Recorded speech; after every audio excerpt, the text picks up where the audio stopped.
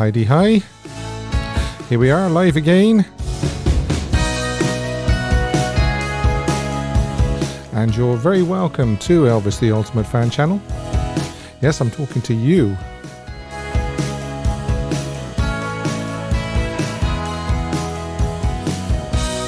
Helen Murray says, hello, Steve, outside Graceland. Yes, I am.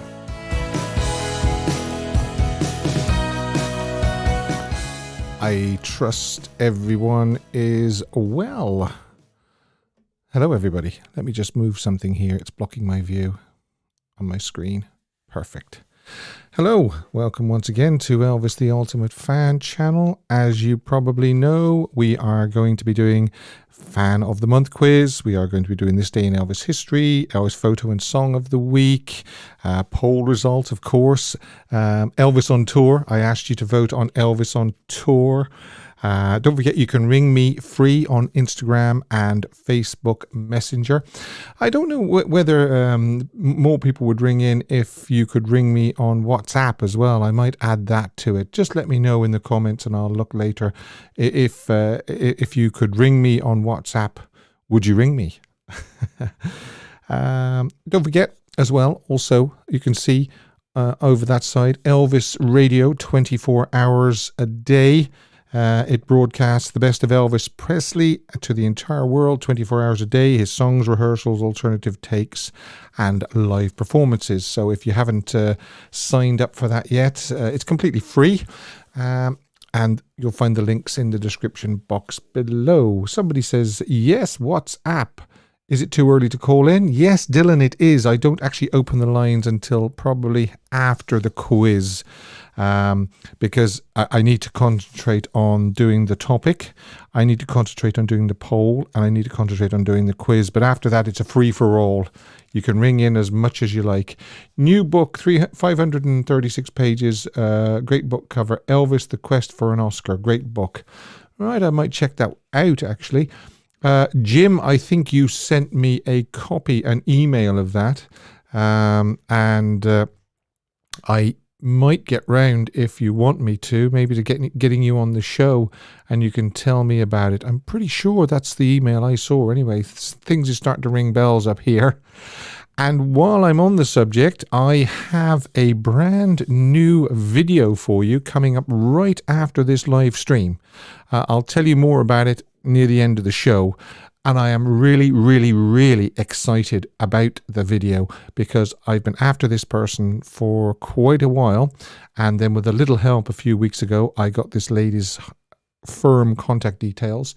And hey presto, I interviewed her. It's a female co-star. It's one of Elvis's female co-stars.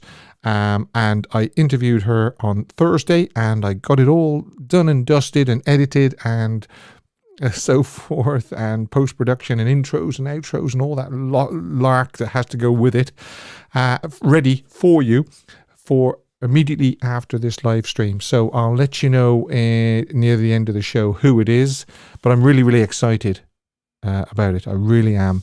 Female co-star. Also, thanks, Leslie. Also, before we go any further as well, I just want to give a quick shout out to Karen Tranter. I know, unfortunately, she's back in hospital again. A big fan of this show and of Elvis, of course. And just a shout out. And if you are watching by any way you're watching this, Karen, please hope you get better quickly, get well soon. I see people are actually starting to try and guess. Is it Jocelyn Lane, Annette Day? Right, okay. No, there's a couple of people on here actually that probably know because I think I told them, but hopefully they won't spill the beans on me until I spill the beans later on. Another thing I wanted to say is it's very disappointing what I'm seeing on YouTube and sort of throughout the Elvis world. I'm still seeing it about the biopic. Now, hopefully people actually saw that I spoke to somebody who's seen the biopic. and they gave me a report on that. And I actually did a YouTube video back last week. And if you haven't had a chance to watch that yet, then please do, because this person, their relative worked on the movie and they got a special screening in Australia by Baz Luhrmann. It wasn't the one that Priscilla and Jerry saw. It was a private screening for the people that worked on the movie. And this person tells me exactly what he thought of it.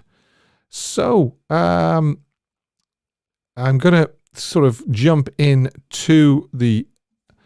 Yeah, that's what I was going to say. I'm very disappointed. I'm still disappointed on a lot of the negative feedback I'm seeing about the biopic. There was even one person that said, I sort of said, well, this trailer has got very, very positive feedback and reviews. I mean, 20 million views just on the Warner Brother YouTube channel alone. And then this person fired back, oh, well, one of the Star Wars movies got a positive on the trailer, but flopped. I mean, let's just have a little bit more positivity maybe throughout the Elvis world, because let's face it, it's in our interests to for this to be a success as Elvis fans, as the more senior Elvis fans as I am. It's important that it does well. So what's this? Steve, are you doing a live stream as soon as you've seen it? Yes, hopefully. I don't even know yet how it's going to go and how, but if people are interested in my view, then yes, I will do some sort of review or my opinion on the new Elvis movie, something like that.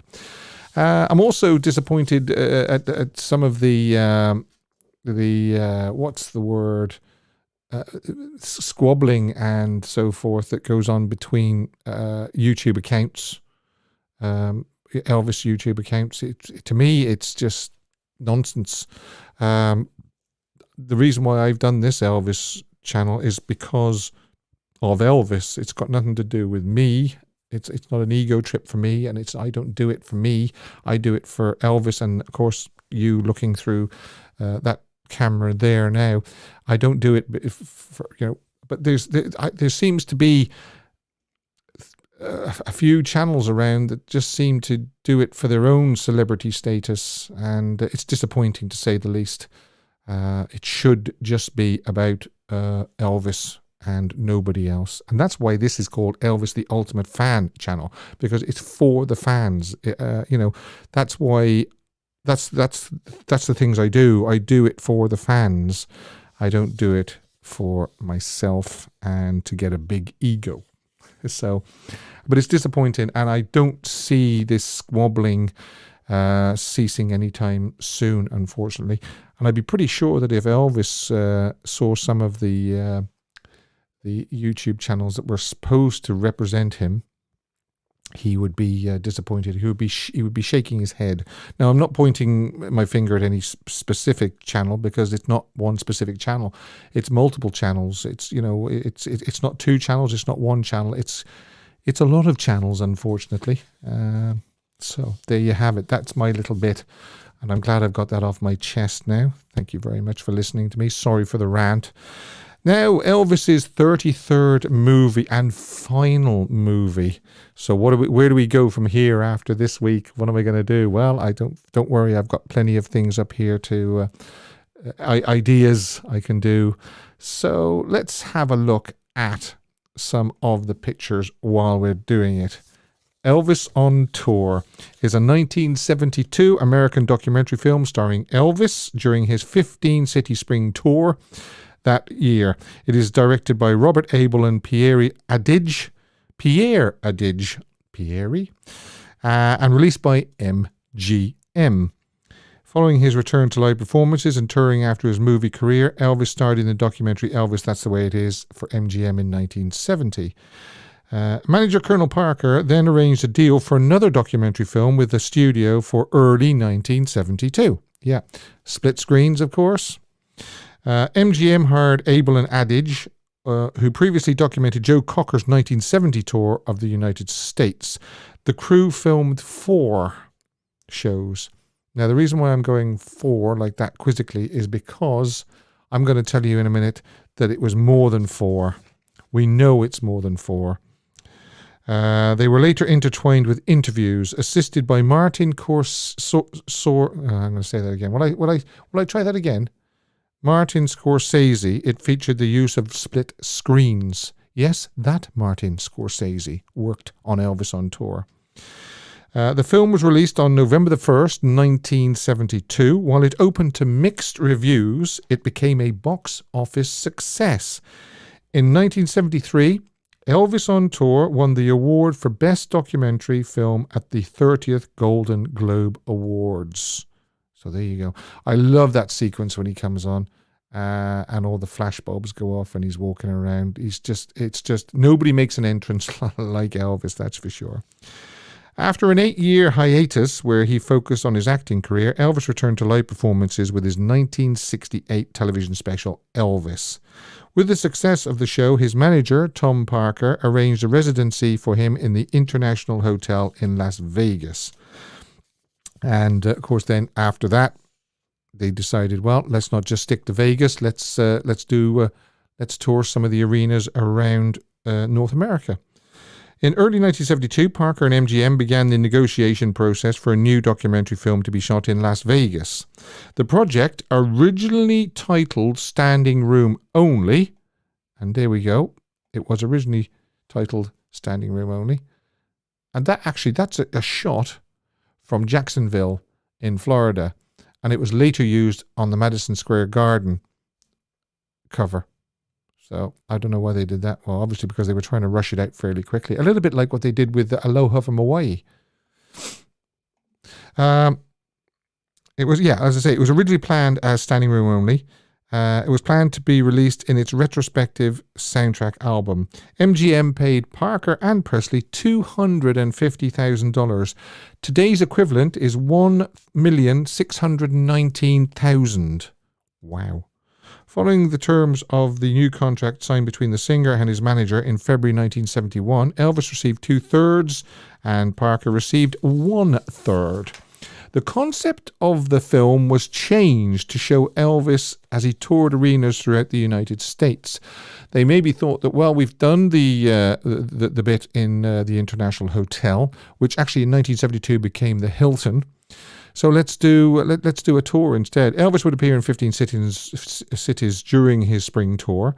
For the tour, concert promoters paid Elvis his usual $1 million, equivalent to $6.48 million today.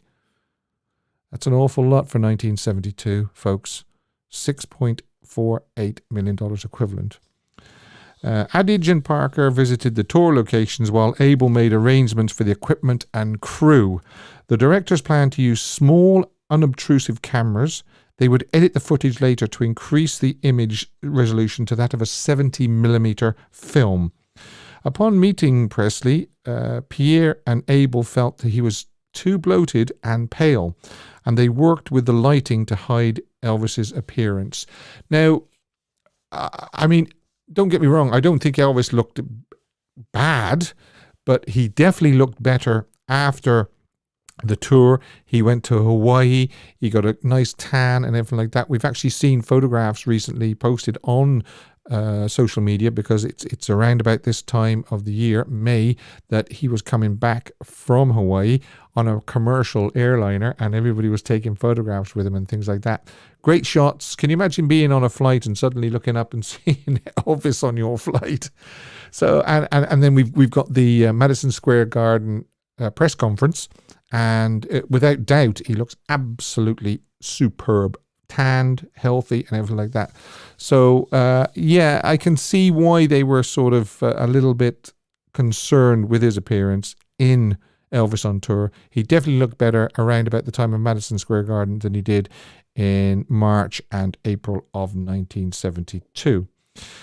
The team had 11 Eclair cameras equipped with 11-minute film rolls. To avoid loss of continuity, the cameras were cued to start at different intervals so they would overlap and none of the cameras would need a reel change at the same time, meaning that there would never be a time when there was no filming during a concert. Of course, these days that wouldn't be a problem because the cameras were obviously, but then they only had 11-minute cassettes.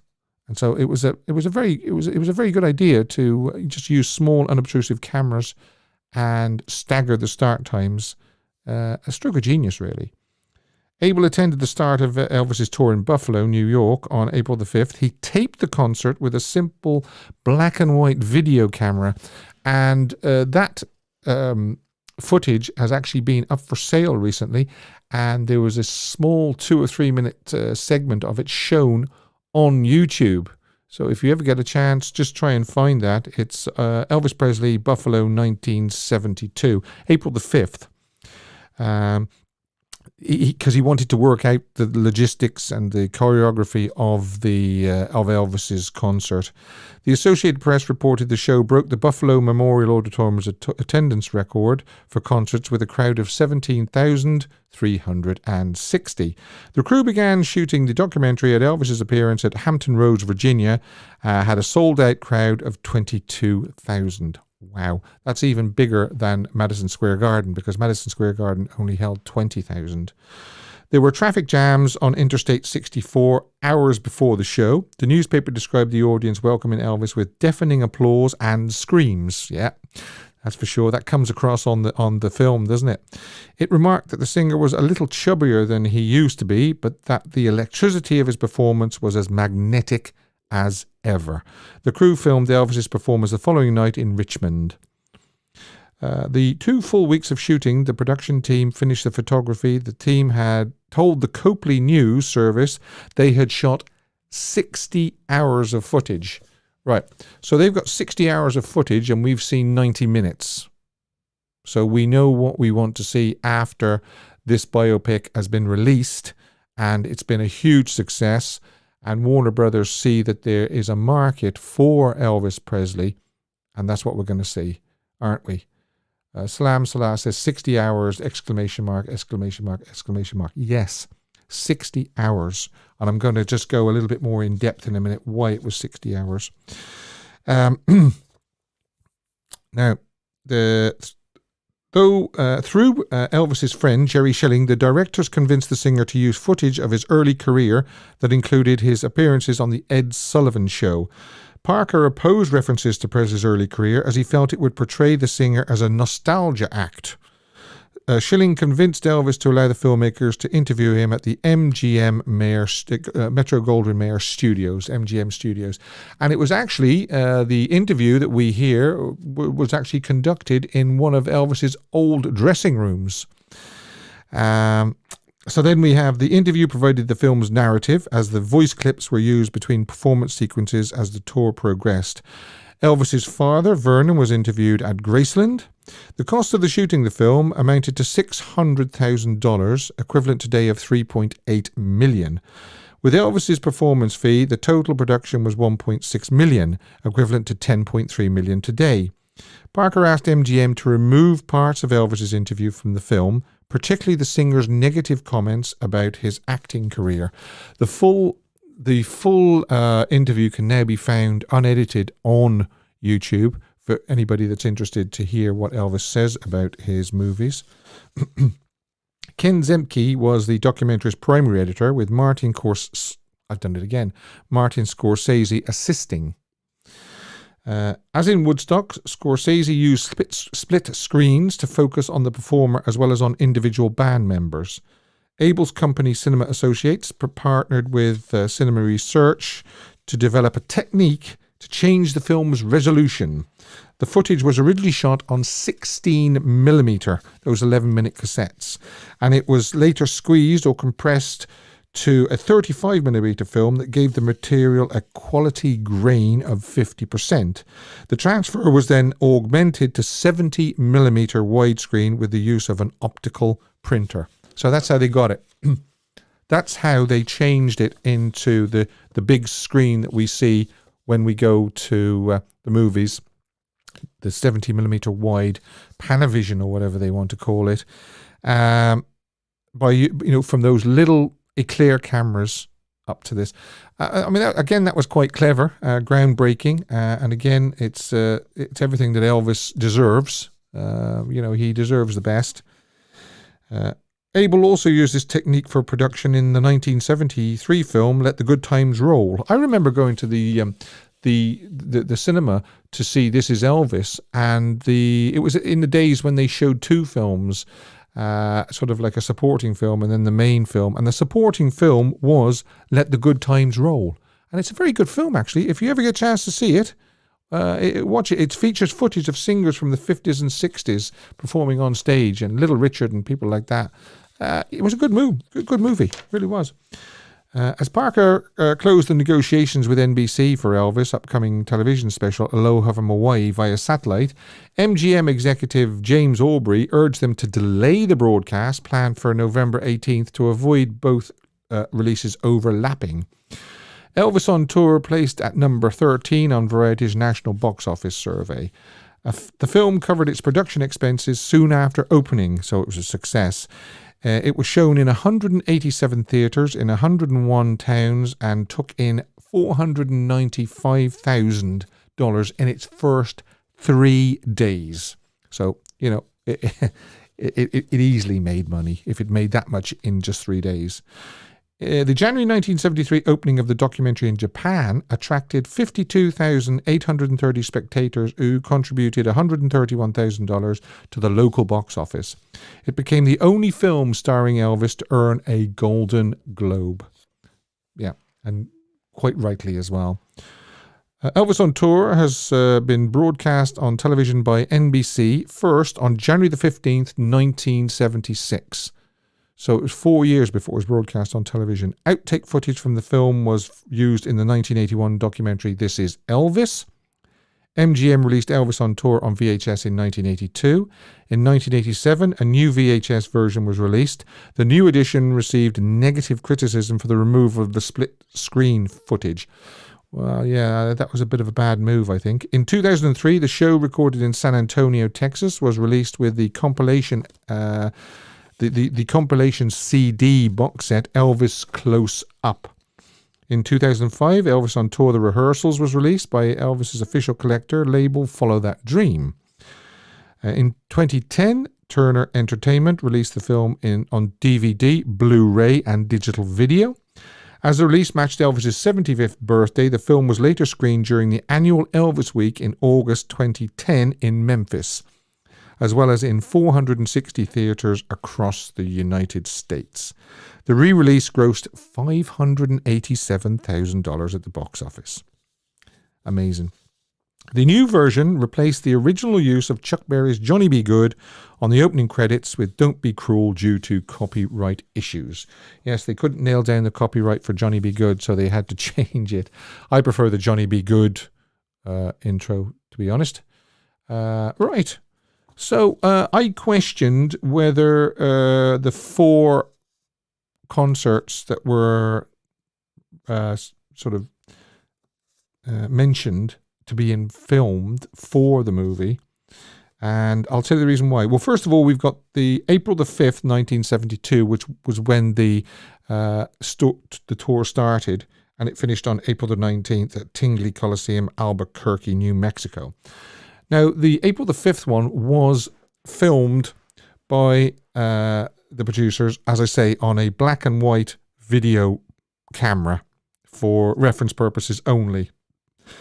Then on April the 9th, Hampton Roads, the 2:30. Hampton Roads again, 8:30 was filmed, and the Richmond Coliseum the following day, April the 10th, was filmed.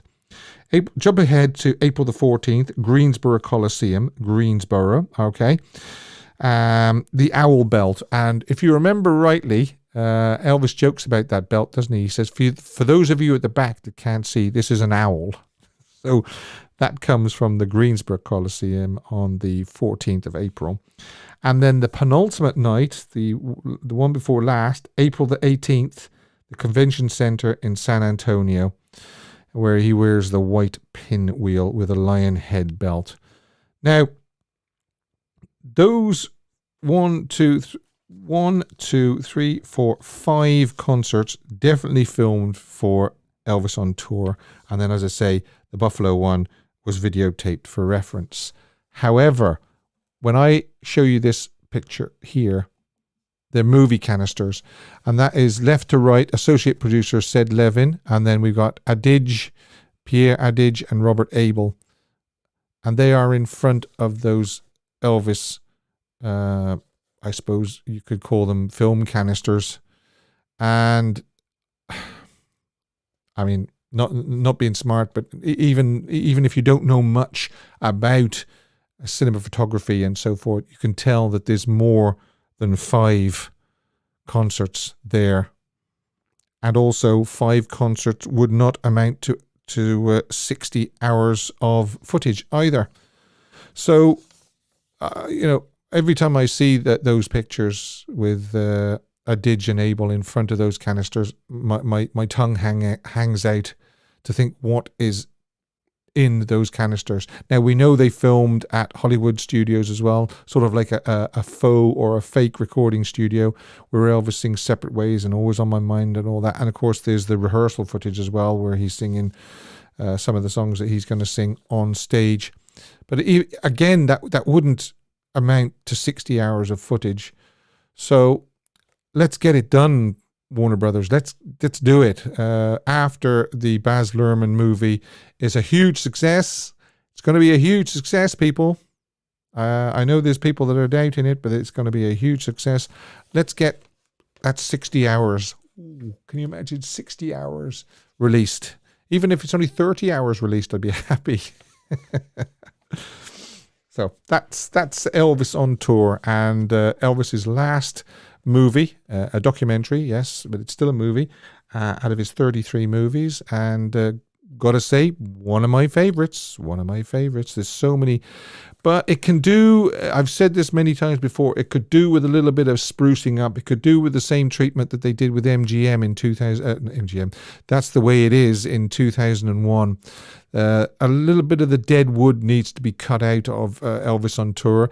It needs a good remastering. The sound needs remastering. The image needs remastering, although they did do a good job with the 16mm footage, transferring it all over to 70mm. As much as I love the old guy telling everybody how Elvis comes in and all that, and of course it's very touching what this old guy thinks of Elvis. But stuff like that, you could take that out. You could put more Elvis in. You could stop so much showing people arriving at the arenas and showing the Coke machines and the popcorn machines and so forth, and put a little bit more Elvis in. But maybe even more than that, they could release some of that 60 hours, which we haven't seen. What about an 8 DVD box set next year after Baz Luhrmann's successful Elvis? Now, EPE is supposed to be releasing special things for this year, 45 years. Hopefully new DVDs will be released too. I'm just wondering, Elaine, whether my friend that saw the biopic and is sort of heard little bits and pieces, he said that there were other things planned after this Baz Luhrmann movie. I'm wondering whether other things is Elvis on Tour, special editions, 8 DVDs. Yeah.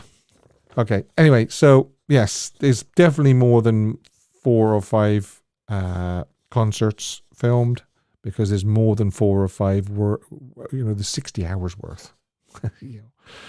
So I asked you, Elvis on Tour, what is your favorite song from the movie?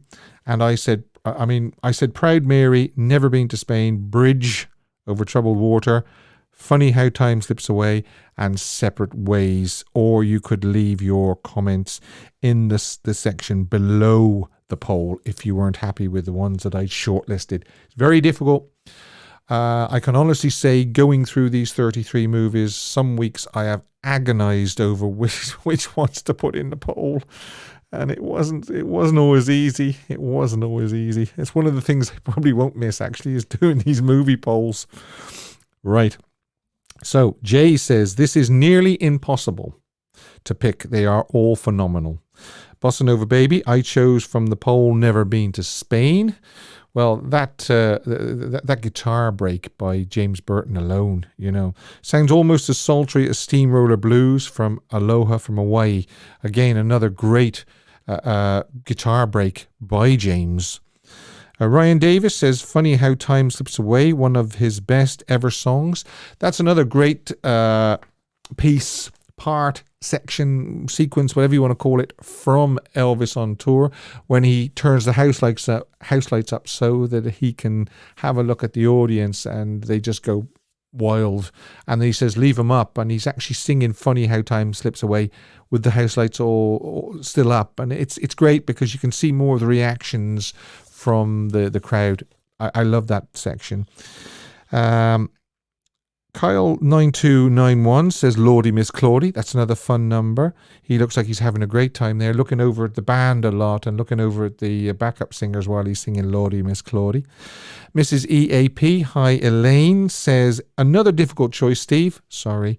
So many classics. Love the Gospels and ballads, and I voted for Bridge. Elvis delivers an awesome performance. You don't want him to finish the song. Paul Simon spoke so highly of Elvis's version. Said he couldn't compete. That's right. Antoinette Mussolino says, I picked Bridge over Troubled Water. Oh my God, the way Elvis sings it is so amazing, that his voice is so powerful. The way he hits the notes on the chorus of the song is bloody brilliant. I like that, bloody brilliant. That's very English, bloody. Such a wonderful song, and I love Elvis's version. Sharon Phelps says, funny how time slips away. Angel Baby says, hey Steve, can you make this any more challenging? No, I can't. You know it's going to be very hard just to choose one. Yes. I thought last week was hard. This one's even harder. Yeah. But it's Bridge Over Troubled Water for me. Alrighty. A couple more and then I will tell you what won. Retro Billy 1 says American Trilogy. Okay. Jack Mullins. Hi, Jack. By the way, Jack, if you're watching, which I think you are, because I see his comments there. Jack, check your email after this show. I sent you something. Going by the versions actually performed in the movie, it's got to be Bridge. Masterful. Mark Hunt Jins says, I chose Separate Ways. To me, one of the best songs ever. He put so much feeling in this song during the rehearsals for On Tour. I can listen to it every single day. Yes, it's quite a haunting sort of sequence, isn't it? Where it transfers from him singing in the recording studio to the limo pulling up and him getting out and getting onto the jet and the jet flying off. It's quite evocative, actually. Yeah. Don Dowham says the opening song, Johnny Be Good, over the credits. Yeah, it's a lovely opening sequence. Bill Mega says, my pick has to be Bridge Over Troubled Water.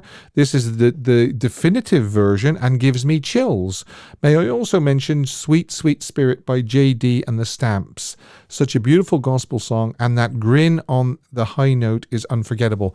Yes, Elvis is listening out for the high note, and when they hit it, he just smiles and shakes his head as much as to say, wow, I can't believe it. Yeah, I can't believe it. Little E Studios. Hi, Little E Studios. Great call the other week, by the way. Always on my mind, along with Separate Ways. Now that's cheating. You picked two. Paul Andrew says he did Bridge much better in 1970. Right, picked Separate Ways because that's more reflective of where Elvis was at in 1972. Plus, it's a top song. Sean Batt says Bridge. And with that, I am going to show you the poll. Would anybody like to try and guess by typing quite quickly in the comments section what they think won? It's quite interesting. Proud Mary, Never Been to Spain, Bridge Over Troubled Water, Funny How Time Slips Away, and Separate Ways. Ludane says Bridge. Duncan says Bridge. Elvis Lass says Bridge. Everybody is saying Bridge. I'm liking this. Everybody is saying Bridge. Now that's interesting. That's very interesting. Are you sure now? You wouldn't want to recount anybody? Norset. Oh, Leslie. Leslie's come in with separate ways. Joanne's Stell, is it? Says, funny how time slips away. Jill says Spain. Okay. Bridge. The chipmunk has pneumonia. Hey. Proud Mary, Spain, separate ways. Yeah, there was a lot there for bridge for a minute. Polk Saladani. Okay, I can't tease you anymore. For everybody that said Proud Mary, no. For anybody that said never been to Spain, no. For anybody that said funny how time slips away, no. Separate ways? No. Somebody said the popcorn machine. Yeah, maybe the popcorn machine gets it. No, I can't tease you any longer. It's bridge. Bridge over troubled water with 49% of the vote. And I love it when he calls out bridge and they hit the piano straight away. It's just a fantastic part of the movie. Separate Ways came second with 18%. And then Never Been to Spain, then Proud Mary, and Funny How Time Slips Away, only 8%. I think Bridge was always going to take it, though. I really do. But it's interesting. It was interesting that Separate Ways came second. Yeah. I'll let you know what I chose later on. Now, I see Earl is in the house, so Earl can help me on the Fan of the Month quiz. And I'm pretty sure that Maxine is here as well. Let me just show you ultimately what we're playing for, because you don't actually have to be Fan of the Month winner. You just have to be the first to get a question right, and your name goes in a hat. And coming up in August, you will win the grand prize to be the Fan of the Year 2022. That's the way it works, folks. I'm going to put everybody who was good enough to answer a question and get it right be the first. Earl says, please like the channel. Yes, that's thanks for reminding me, Earl. I need you to thumbs up and I need you to subscribe. You can't take part in the Fan of the Month quiz unless you subscribe, because unfortunately we've had to turn on the subscribers only mode because there was a lot of nonsense going on there a few weeks back. Those porn and naked ladies channels and things like that. Ridiculous, really. But there you are. I'm pretty sure that you're going to be happy with this. It's general knowledge. It's not the letters, first letter of each word in a song title this week. I'll probably go back to that next week. But this week, it's just general knowledge. Right. Only 80 have subscribed, 166 watching. I don't know about 80 subscribed. I know what you mean, Helen, but only 80 gave thumbs up. The more thumbs up a video gets, the more it's shown and the more people see Elvis and they hear about the prizes and they hear about the biopic and they hear about, you know what I mean? You know what I'm trying to say? Every thumbs up is for Elvis. Not for me. It's for Elvis. Right. Now, let's do the Fan of the Month quiz. Helen Murray says, yes, thumbs up. Correct, yeah. Well, yeah, I mean, if 166 are watching and only 80 have thumbs up, we need to get that up. It doesn't cost anything. Just give me a thumbs up. See what I said? Me, not me. Give Elvis a thumbs up. Right. So stand by your pens. And don't forget, the first person to get it right gets a... Yeah, baby. I'll just put that up again. Yeah, baby. That's better. It's a bit low the first time. Right, here we go. Did anybody see Maxine, by the way, commenting? I know Earl was in the house, so he's going to help me with whoever is first.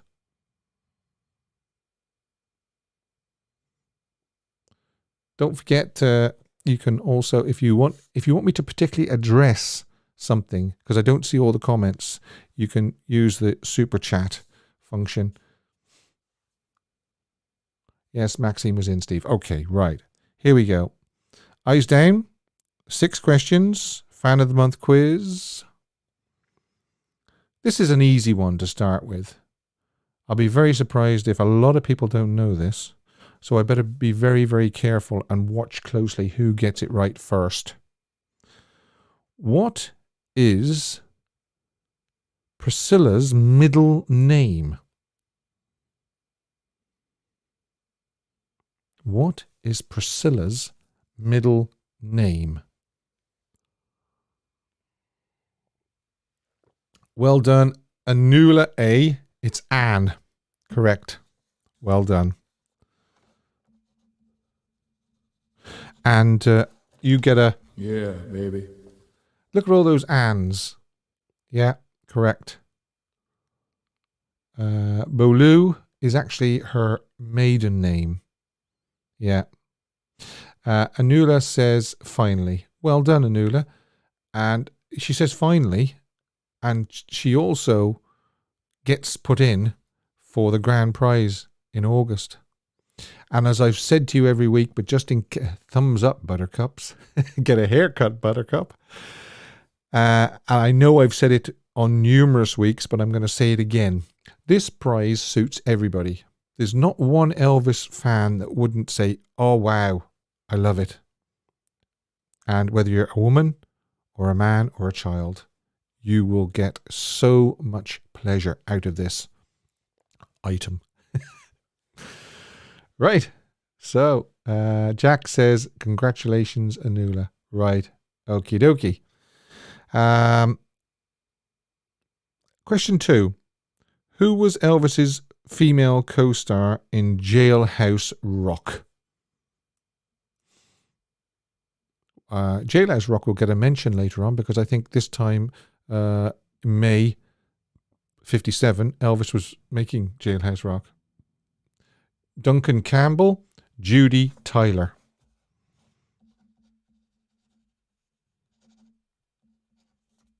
Yeah, baby.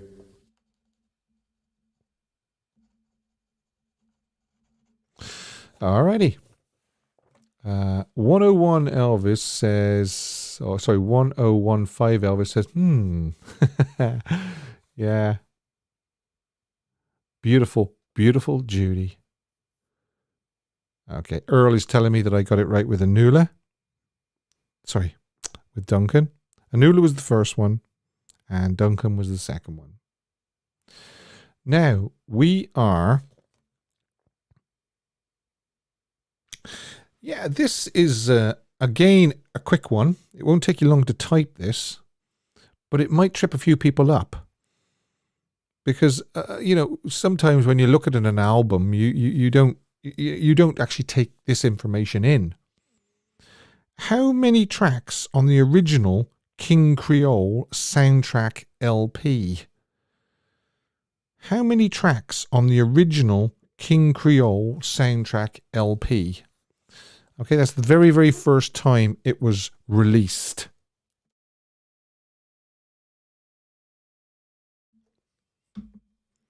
Wow, I missed that. Who said 11 first? Dan O'Malley. It's 11. And then Jack was just afterwards. So well done, Dan. Yeah, baby. But I will ask Earl.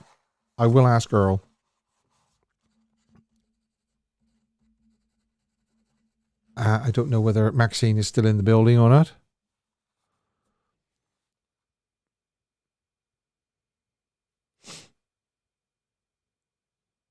Earl is giving me the thumbs up, so it was Dan. Well done, Dan. Okay. Norset is guessing. Yeah, it was 11. I must have been struggling for questions here because this is another one. How many tracks on the original release of... Get those fingers ready. I'm still counting on my fingers. Laugh out loud, says Jill. How many tracks on the original His Hand in Mine LP? There you go. How many tracks? And I'm gonna have to watch more closely this time. 12. Okay, Ruth Daniel. Okay, well done, Ruth. Yeah, baby. And what I'm going to ask is I'm going to ask Earl, just to make sure. But the first name I saw with 12 was Ruth Daniel. And it's amazing to think that he recorded the full album. Plus, was there another extra one as well, Crying in the Chapel, which they didn't use, in one session at RCA Studio B on the 30th and 31st of October. So, Earl says Ruth. So, yeah, amazing, especially when you think that artists and groups now take months and months and months to produce an album, and yet Elvis fired one off just in one evening session at RCA Studio B. Unbelievable. Johannes Steele, is it? I hope I'm saying that right. Johannes. Okay, Lynn is still saying Bridge Over Troubled Water. Okay, you must be very much behind me, Lynn. Nice to see you here, by the way. Right. I was really blitzing the albums this week when I was writing these questions down. What is the first track on side 2 of the original release of the LP Promised Land? So I'm looking for the first track on side 2 of Promised Land. Can you tell me what it is? How well do you know the running order of an LP? Help me, no clue. Is that a request? Help me. If you talk in your sleep, Way Down. Way Down wasn't on it. Promised Land. Jack, good man. It's midnight. Yeah, baby. I knew you'd get in there sooner or later, Jack. Don't forget to check your emails, Jack. All right. Yeah, John Rowley, it's midnight. Michael Johnson, it's midnight. Rob Crawford says, I'm leaving. I'm not sure whether that's an answer or whether it's a statement that he's leaving. Because don't forget, coming up later, I'm going to tell you what my brand new interview is with an Elvis co-star. Finally, the internet gods are smiling on me, says Jack. Yeah. And what a track it is as well. It's midnight. I think I'm going to do that more often. I'm going to ask you what the first track is or the second track of a particular album. So you may start brushing up on your albums. And you've also got to look at the original releases, not the reissues and things like that, because they used to put extra tracks on them. And not only that, there's only one side to a CD. So I'll ask what's on the second side of albums. Oh my Lord, you're going to love this one.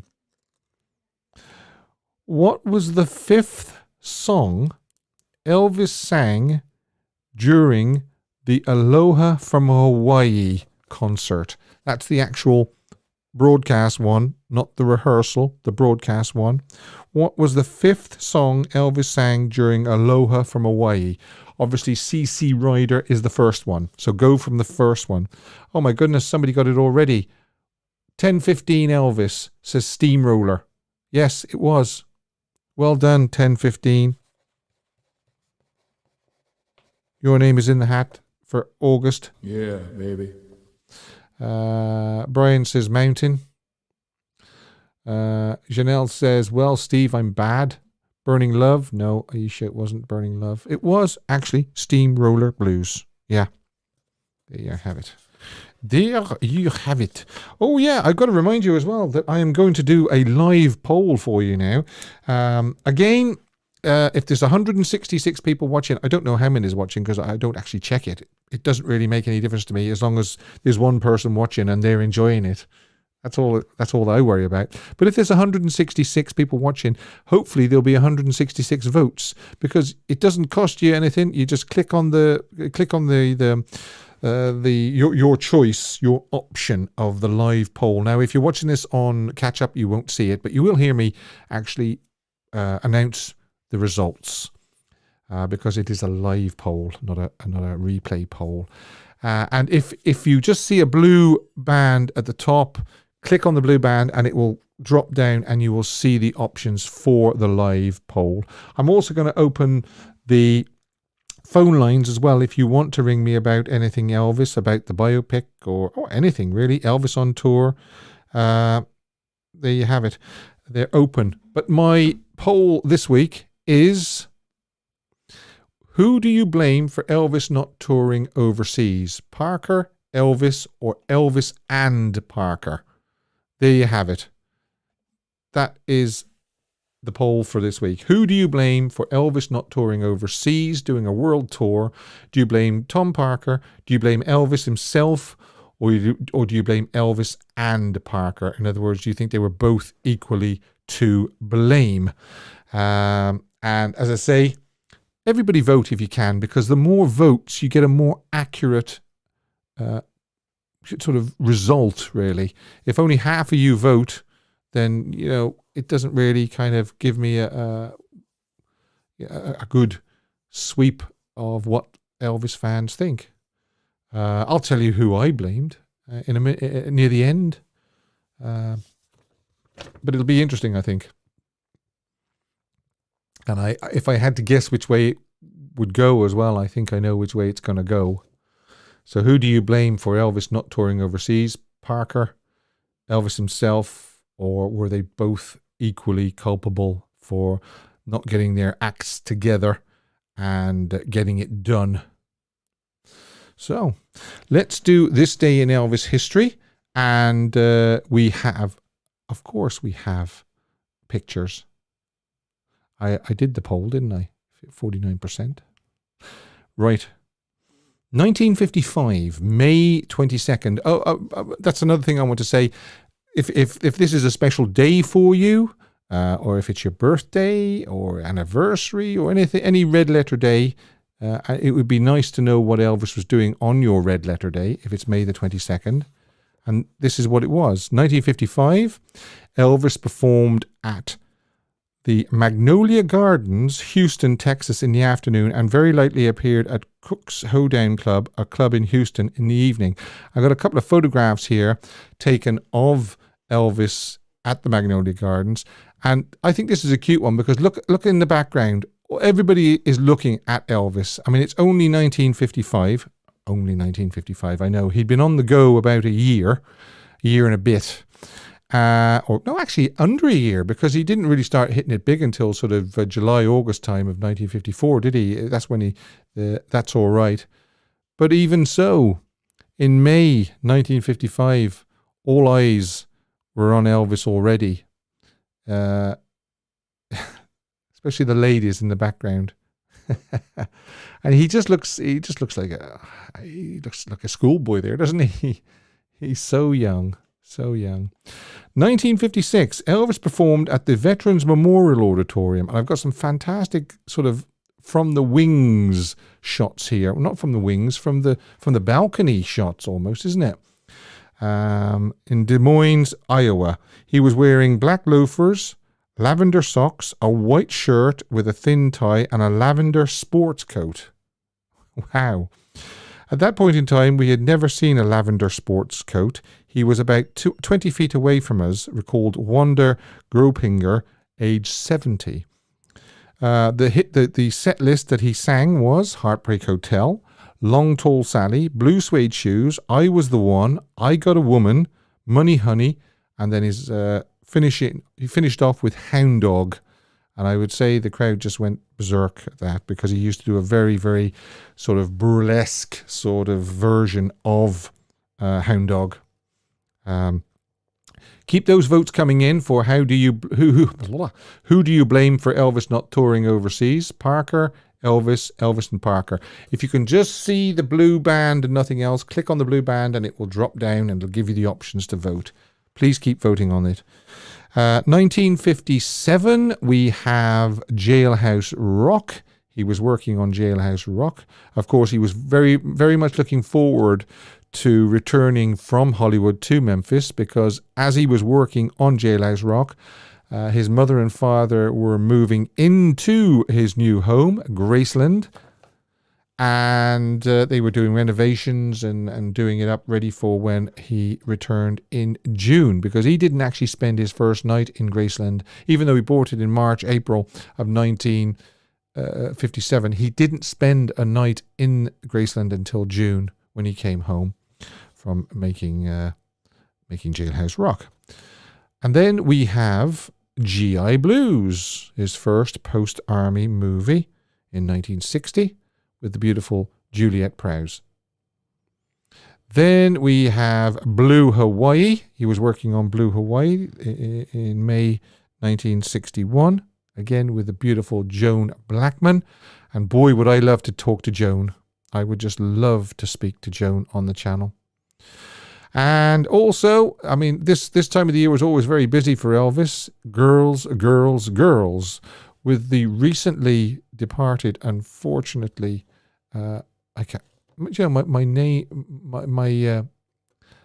my mind has gone blank. I cannot think of that lady's name just at the back of Elvis there. Somebody help me out here. That's amazing how how it just goes blank. And Stella Stevens. Now, Stella Stevens doesn't look very interested there, does she? She just does not look very interested at all. Yeah, come on. Somebody tell me that girl's name. I just cannot remember her name. Laurel Goodwin. I could not think of her name. Does that happen to people very often, I wonder? Laurel Goodwin. Yes. Rest in peace, Laurel. Again, she was one that I was trying to line up. I was trying to find, because she had kind of just sort of sunk below the radar. And I was trying to get like a contact details for her. And Stella, I don't think, is very well at the moment. Also on this day in 1965, Crying in the Chapel was a huge hit for Elvis on the adult chart.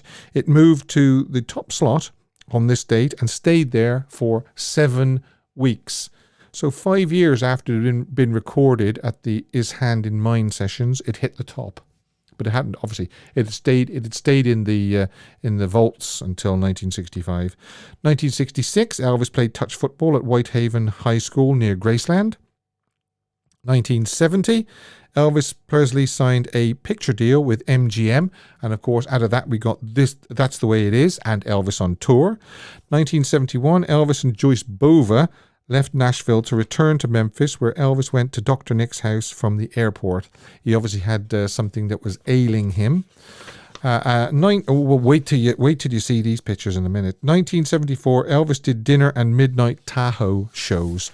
Now wait till you see these pictures here now. I was going through the pictures for the history, Elvis history, and when I came across Elvis performed at the Capitol Center Arena, Landover, Maryland. And yes, he looks pretty good. Pretty good. In the sundial suit, of course. Belting out probably Hurt, or You Gave Me a Mountain, or something like that there. Just fantastic photographs. Really good photographs. Great color. He looks well.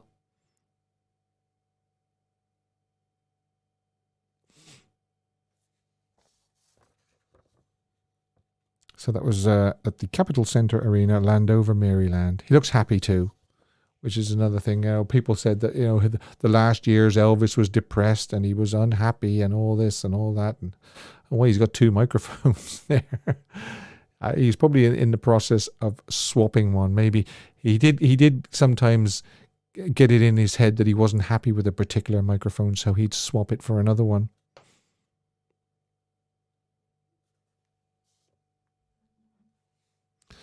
So those are really, really good pictures. Actually, do you know what I've done? I haven't taken my phone off Do Not Disturb. So if you've been trying to ring me, I do apologize. I really do. I'm going to do Pick of the Week now. Please, please, please remember to vote for who do you blame for Elvis not touring overseas? Parker, Elvis and Parker. Do you think they were both to blame? you can't really say, oh, well, it was all Elvis. You can't really say it was all Parker because they were a team and they should have got their act together. And now people are calling. I wondered why people weren't calling.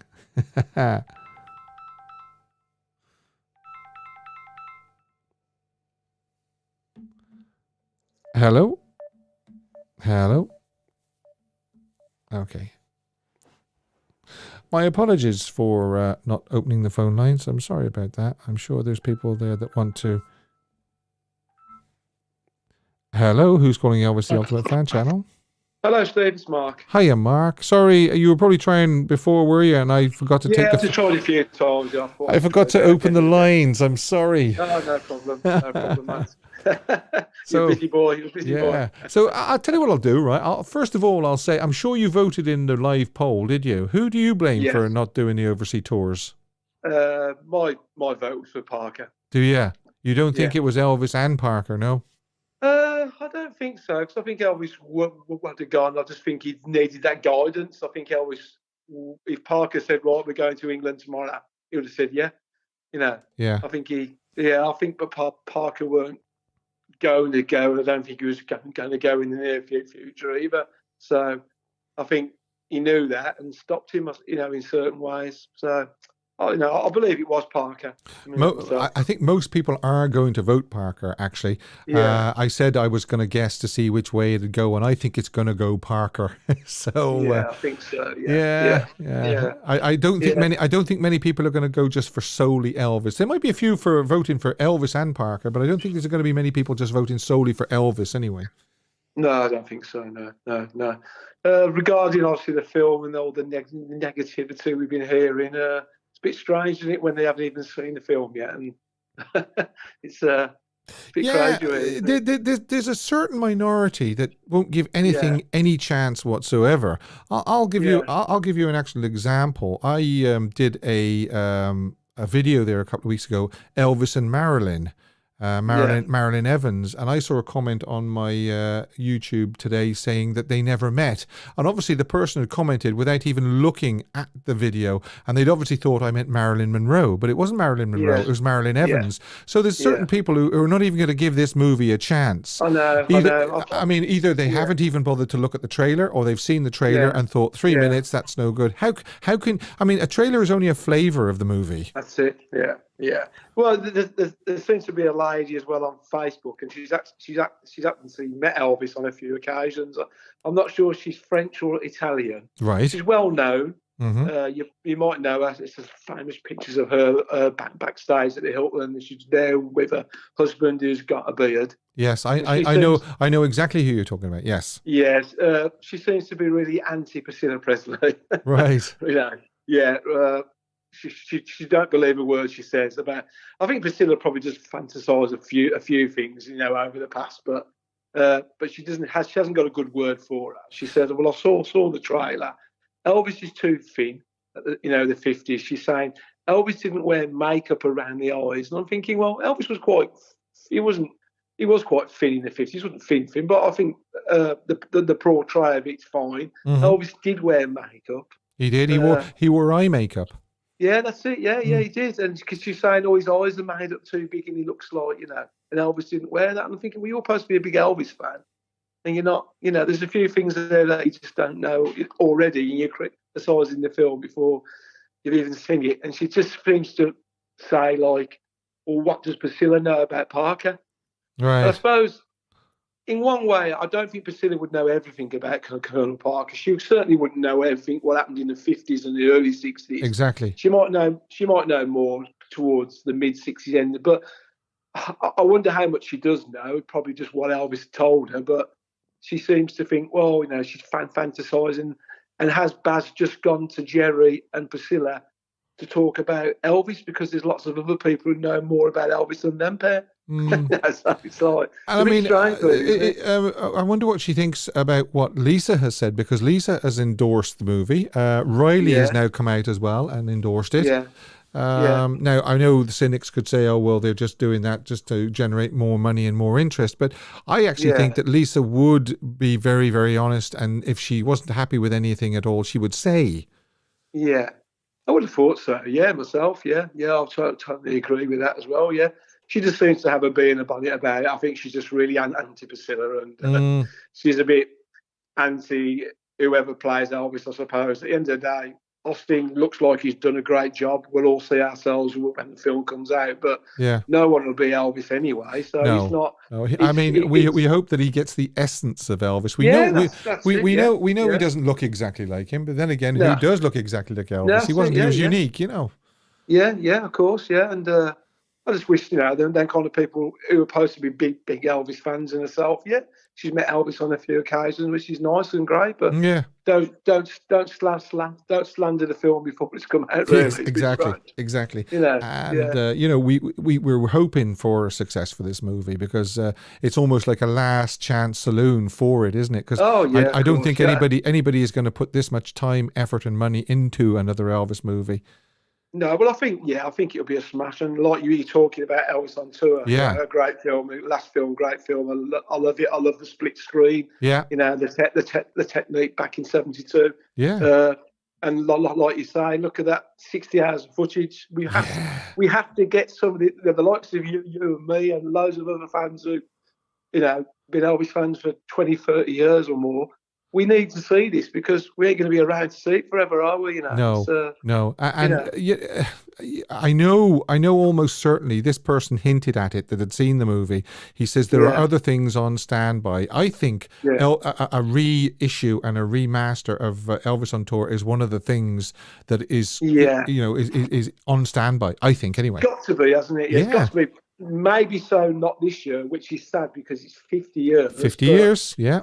But the film has to come first, doesn't it? Yeah. The film comes first. Probably. Yeah. And then the rest, hopefully the rest will follow. And, and they just need to do a good job on it now. And like you say, if we could get an 8-box DVD set, we'd be in heaven, wouldn't we? You know what I mean? Well, you see, probably the plan was to do it, but of course COVID put it back 2 years. Yeah. So, well, you think about it, basically what would have happened is the movie would have come out 20 or 21, and then if it had been a success, they would have done Elvis on Tour for the 50th anniversary. Yeah, of course. But we always got that scenario when they brought out Elvis After 80s, it didn't do as well as what they thought it would be. It was Elvis on Tour been held back, but hopefully it will do well because of this film. Yeah. And they're really, really pushing this movie as well. They're making sure that, the number of people who I thought wouldn't have heard about this, and I said, there's a new Elvis movie coming out. Oh, yeah, I saw the trailer of that. And I'm thinking, wow, and this is people who I never even thought would even see the trailer. That's the one, yeah. And the big posters are up now, aren't they? Yeah. The amazing, the bold, they're like Elvis, aren't they? It's like the way the Colonel portrayed Elvis in Vegas when he used to put out and whistle up everywhere on the billboards, didn't it? Yeah. It's the same thing. And for me, for On Tour, I voted for Bridge. I think Bridge. Yeah, I think fantastic. I love all his verses. He was a great verse in the 1970s. I don't know how anyone can say words so good in 1970, but 72, I just think it was just a little bit more powerful, probably. His voice had matured from 70 to 72. More, yeah. And 72 kind of showed really Elvis On Tour, the complete showman, didn't it? Yeah. It was a complete show then. You had Elvis in the different costumes, the capes. Yeah. And it was just it was 2 years on from 70, wasn't it? And, Yeah. I'll tell you something else as well. I missed them in my notes, but I did see when I was reading up for this show was the producers said that they'd watched That's the Way It Is, and they thought Elvis played up too much to the cameras, and they didn't want him to do that in Elvis On Tour. And if you watch it, he doesn't play up as much to the cameras. But of course, Las Vegas is a lot quieter, and he can fool around a lot more. When you're on stage in, say, Richmond or wherever, and there's so much going on, and there's so much screaming, it's hard to joke around. You have to get on and do the show. Yeah, it was. And I suppose in the international way, it was quite close to the audience. There, wasn't it? Yeah. But they're all great shows. But but I have to think, it's certainly one of his best films as well, come 1972. Yeah. So 60 hours of footage to look forward to. Yeah, let's hope so. Yeah. All right. So. Cheers, Mark. Cheers, Dave. All the best. Bye. Bye. Yeah. Thanks for calling, Mark. That's my fault for not opening the phone lines. I do apologize to anybody that was trying to call. Sorry about that. In fact, I see Salam was trying to call, actually. Um, I wonder. I wonder. Can I? I wonder. Can I call her back? It says call back.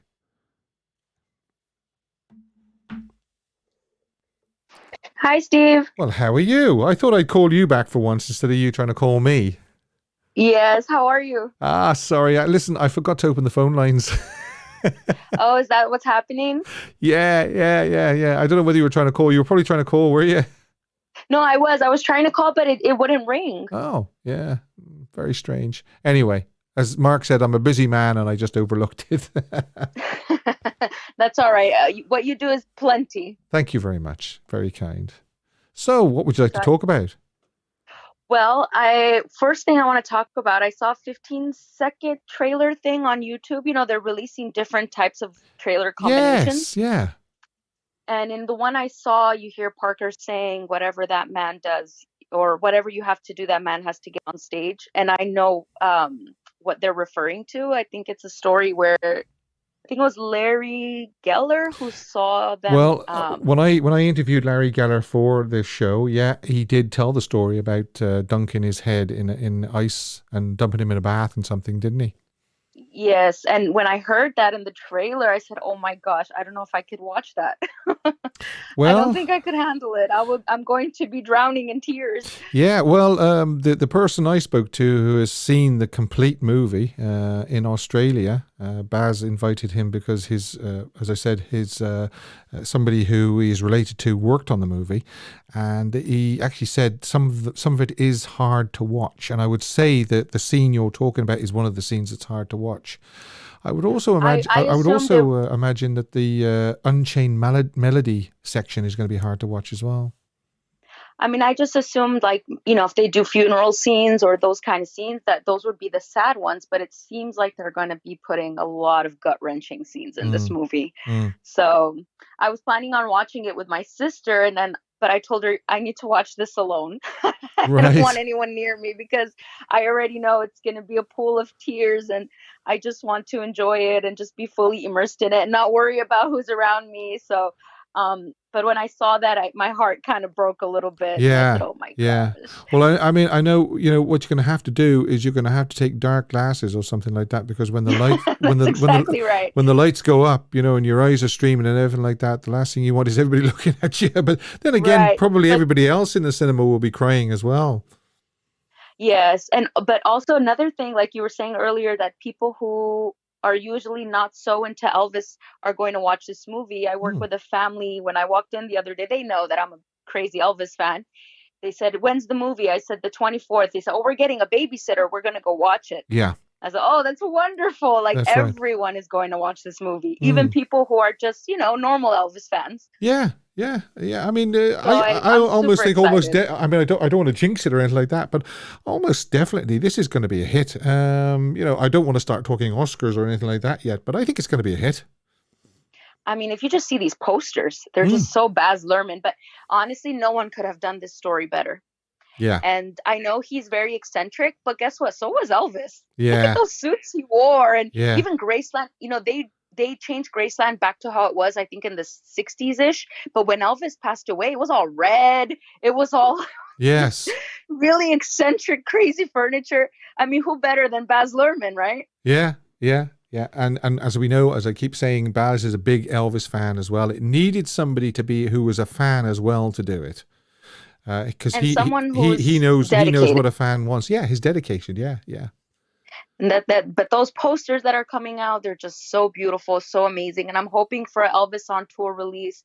My favorite song, favorite version, I listen to it almost daily, 2-3 times a day, is Bridge Over Troubled Water from Elvis on Tour. Right. And who do you? That is my absolute favorite. And who do you blame for Elvis not touring overseas? Parker, Elvis, or Elvis and Parker? I would say Parker, because I think Elvis would have said yes to anything, but also I blame Elvis a little bit for not putting his foot down. Mm-hmm. He should have put his foot down, but I feel like that was a dad-son relationship in a way. Mm-hmm. Because, Elvis respected the elders so much, and he was raised in the South, and you don't talk back, you don't, sir and ma'am, and I feel like that was that kind of dynamic. So maybe Elvis didn't quite know how to put his foot down to Parker. And he probably thought Parker, he owed him everything, right, for bringing him up back in the 50s. So I don't know, but definitely Parker. If Parker would have told him get on a plane in an hour to, wherever, he would have done it. Yeah. Yeah. Now, it's funny because he did at times put his foot down against Parker. He put his foot down with Steve Binder in the 68 comeback special.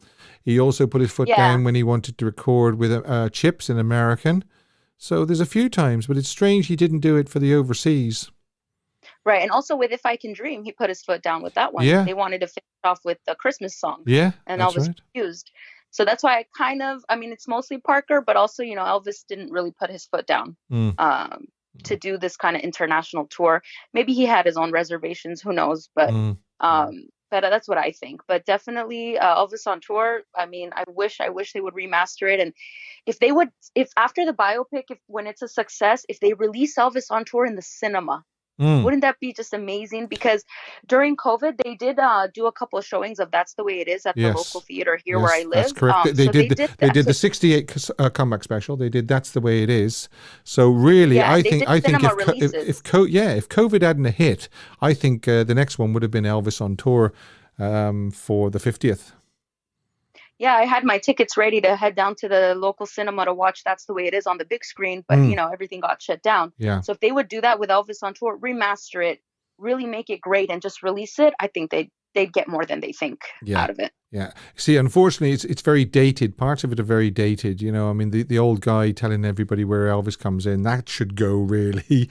The popcorn machines and the people arriving and things like that. We don't really need to see that. We could get another couple of Elvis numbers in for that, Yeah, I just think after the movie, people are going to be craving to see the real thing. Yeah. So they just jump on that flame. While it's hot, they have to jump on it, and they have to start releasing things, and they're going to make a lot of money. That's all they care about at the end of the day. Well, this is it. Yeah, if this film is a success and makes lots of money, then they'll say, right, what can we do next to make more money? I know, Elvis on Tour. Elvis on Tour. I hope so, because that Bridge Over Troubled Water, I've been listening to that since I was like a little girl, and I was, when I was a teenager, very lonely. And when he says, when you need a friend, I used to believe in my heart of hearts that Elvis is my friend. Yeah, well, that's what they say. They always a lot of people always thought that Elvis was singing directly at them, for them. Right, and that song gets me through everything. When I'm having difficulties, that's the song I go to, and that version. So I just would love to see that on a big cinema screen. And and when he smiles, when he hits those notes at the end and he's looking at his backup singers, yes, he kind of lifts his hands up and he gives you that, and his eyes are sparkling. It's just the most beautiful, beautiful thing, right to your heart, right to your soul. And he really is my friend, and he's all our friends. So it's no wonder 49% voted for it. Yeah, that was the best. That's the best performance. That's my personal favorite, even though it's hard to choose, but that's the song I find myself going to over and over again. So That has to be my favorite. Okay. Thanks, Salam, for ringing in. Thank you very, very much. Thank you, Steve. You're Have welcome. a great day. Bye. Thank you. Bye. Bye. Great. Okay, my pick of the week for Elvis on Tour is this one. Pick of the week. That one. That is actually a still from the video from the opening sequence, isn't it? I think just before he puts the towel on his face. I'm pretty sure it is. But I saw that and I thought, yeah, that's got to be my pick of the week. Serene. That's what that is. Don't forget, we've got over 130 votes. Who do you blame for Elvis not touring overseas? Parker, Elvis, and Elvis and Parker. I might just leave that to run for another few minutes because I want to tell you what my song of the week from Elvis on Tour is. You're going to know as soon as I tell you who it was written by. It was written by Paul Simon. Elvis recorded it in the RCA studio, Nashville, Studio B on June the 5th, 1970, and it was released on the 1970 album That's the Way It Is, with a false audience applause at the end. So some people were led to believe when they first heard it that he did that was a live version, but it wasn't. It was the studio version.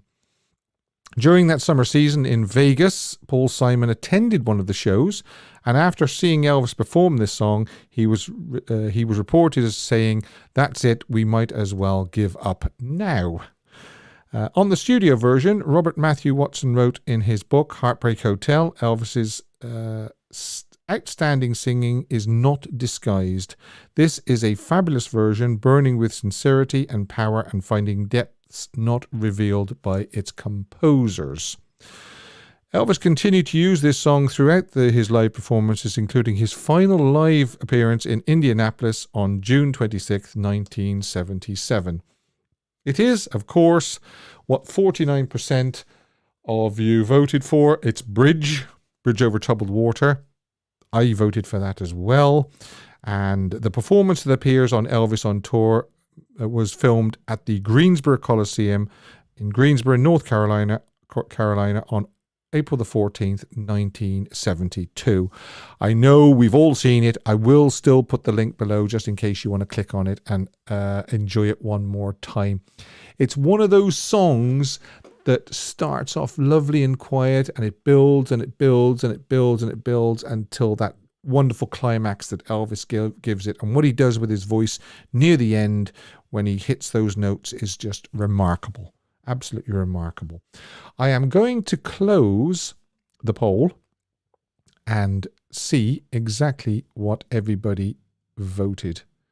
Who do you blame for Elvis not touring overseas? My goodness me.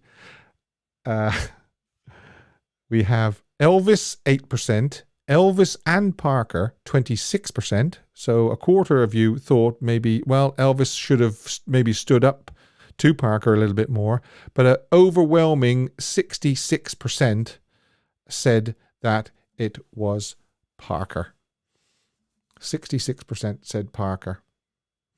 And with that, I am going to tell you that in about, what's the time? Let's have a look. Yeah, about 7 or 8 minutes from now, I am going to upload a new video on this channel, and it is a female co-star. And when I spoke to her on Thursday, I was overwhelmed with what such a lovely, lovely, honest, down-to-earth and lively. She's still lively. She's in her 80s, but she's still lively. Lovely, lovely lady she is. And, oh, by the way, don't forget, check out this video as well. I've seen the whole movie, the must-see film of 2022. If you haven't, watch out for that as well, because that's my report of somebody that's seen the new movie. But back to the new video that's going to be uploaded in about 6 minutes now. And it is the wonderful Marlyn Mason. I almost said Marilyn, but it's Marlyn Mason. So she was his co-star in The Trouble with Girls, and she's got an awful lot of memories of working with Elvis, a lot of nice stories, funny stories, a few poignant, sad parts as well. But as I say, when I spoke to her, I was just knocked out by her. She's such a lovely, lovely lady. So I hope you enjoy that interview. It'll be there for whenever you want to watch it at your leisure. But if you want to watch it straight away, you'll be able to watch it in about 5 minutes' time. And that not only completes tonight's show, but it completes all of Elvis movies. Where we've gone all the way through the Elvis movies. Don't forget to join me next week for more Fan of the Month quizzes and all the things we've done this time. If you do want to support the show, you can buy me coffee with a link below. And until next Sunday, bye for now. And I hope you enjoy the new video, which is coming up in about 3 minutes. See you next Sunday.